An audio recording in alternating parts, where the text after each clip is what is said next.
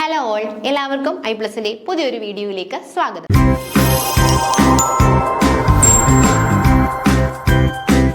അപ്പം നമുക്ക് ഇന്ന് 5 മിനിറ്റ് കൊണ്ട് ഒരു ക്ലാസിഫിക്കേഷൻ സിസ്റ്റം പഠിച്ചാലോ? അതെ, സ്ഥിരമായി സെറ്റ് എക്സാമിന് ചോദിക്കാറുള്ള റോൺകീസ് സിസ്റ്റം ഓഫ് ക്ലാസിഫിക്കേഷനെ കുറിച്ചാണ് ഞാൻ പറയുന്നത്.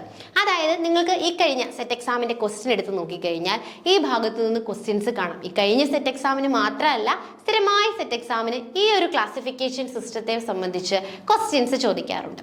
എന്നാൽ ഈ ഒരു സിസ്റ്റം നമുക്ക് 5 മിനിറ്റ് കൊണ്ട് എക്സാം ഓറിയന്റഡ് ആയിട്ട് കൺസെപ്റ്റ് ക്ലിയർ ചെയ്ത് പഠിക്കാനായിട്ട് സാധിക്കും. അപ്പൊ നമുക്ക് സ്റ്റാർട്ട് ചെയ്യാം. അതായത് റോൺകീസ് സിസ്റ്റം ഓഫ് ക്ലാസിഫിക്കേഷൻ പ്രപ്പോസ് ചെയ്തത് ക്രിസ്ത്യൻ സി റോൺകീർ 1904 അല്ലെ, 1904 അല്ലെങ്കിൽ 1904 ആരാണ്? ക്രിസ്ത്യൻ സി റോൺകീർ എന്ന് പറയുന്ന സയന്റിസ്റ്റ് ആണ് എന്ത് ചെയ്തത്? ഈ ഒരു ക്ലാസിഫിക്കേഷൻ പ്രപ്പോസ് ചെയ്തത്. അപ്പൊ സയന്റിസ്റ്റിന്റെ ഇയർ ഒന്ന് നോക്കിക്കോളൂ, 1904. Classification is based the position of perinating buds during unfavorable seasons. അതായത് ഈ ഒരു system of classification mainly base ചെയ്തിട്ടുള്ളത് പൊസിഷൻ ഓഫ് പെരിനേറ്റിംഗ് അല്ലെ, പെരിനേറ്റിംഗ് ബഡ്സിന്റെ പൊസിഷൻ, അതും ഏത് സാഹചര്യങ്ങളിൽ? അൺഫേവറബിൾ ആയിട്ടുള്ള വിന്റർ, ഡ്രോട്ട് പോലെയുള്ള സീസണുകളിൽ പെരിനേറ്റിംഗ് ബഡ് ഏത് പൊസിഷനിലാണ് എന്നുള്ളതിനെ ബേസ് ചെയ്തിട്ടാണ് എന്ത് ചെയ്തത്? നമ്മുടെ ക്രിസ്ത്യൻ സി റോൺകീർ ഈ ഒരു സിസ്റ്റം ഓഫ് ക്ലാസിഫിക്കേഷൻ കൊണ്ടുവന്നത്. പെരിനേറ്റിംഗ് ബഡ്സ് എന്താണെന്ന് ചോദിച്ചു കഴിഞ്ഞാൽ, these are the specialised plant bud that enable survival and reproduction through unfavourable condition അല്ലെ. അതായത് അൺഫേവറബിൾ കണ്ടീഷൻസിൽ റീപ്രൊഡക്ഷനും പ്ലാന്റ്സിന്റെ സർവൈവലും ഒക്കെ സഹായിക്കുന്ന സ്പെഷ്യലൈസ്ഡ് ആയിട്ടുള്ള പ്ലാന്റ് ബഡുകളാണ് ഏതെന്ന് പറയുന്നത്? ഈ പെരിനേറ്റിംഗ് ബഡുകൾ എന്ന് പറയുന്നത്. അവ എന്ത് ചെയ്യുന്നു? ന്യൂട്രിയൻസിനെയും മറ്റ് ഇമ്പോർട്ടൻറ്റ് മെറ്റീരിയൽസിനെയും ഒക്കെ സ്റ്റോർ ചെയ്ത് വെക്കുകയും എന്നിട്ട് provide a source for new growth in the following year അല്ലേ.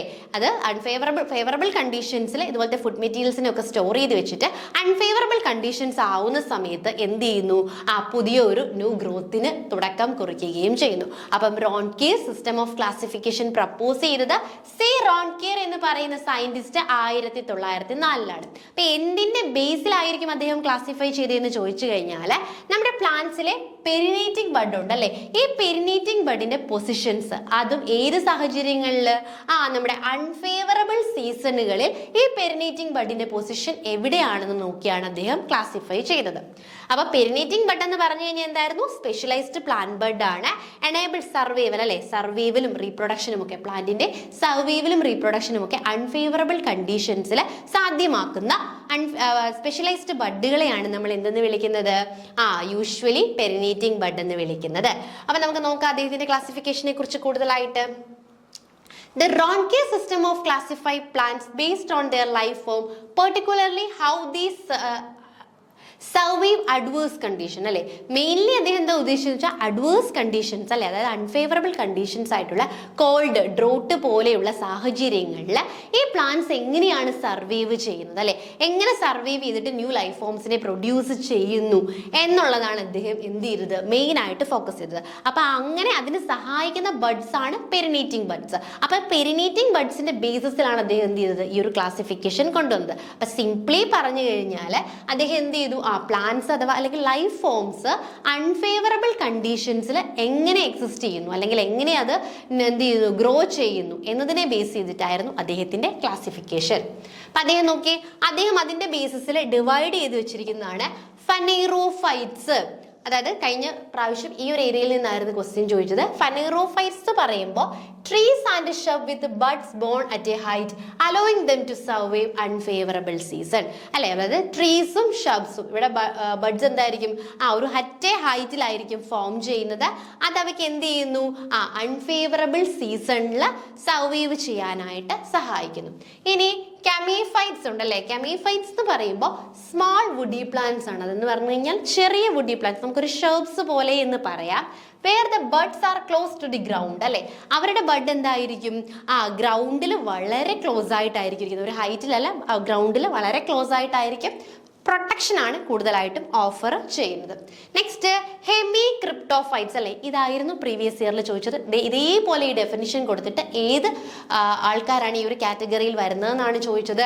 ഹെമി ക്രിപ്റ്റോഫൈറ്റ്സ് എന്ന് പറയുന്നത് plant with buds at or just below the ground level അല്ലേ, ഗ്രൗണ്ട് ലെവലിൽ നിന്നും താഴെ, ഗ്രൗണ്ട് ലെവൽ അല്ലെങ്കിൽ അതിൽ നിന്നും വളരെ താഴെയായിട്ട് കാണപ്പെടുന്ന ആൾക്കാരാണിത് ഹെമി ക്രിപ്റ്റോഫൈറ്റ്സ് പ്ലാന്റ്സ് എന്ന് പറയുന്നത്.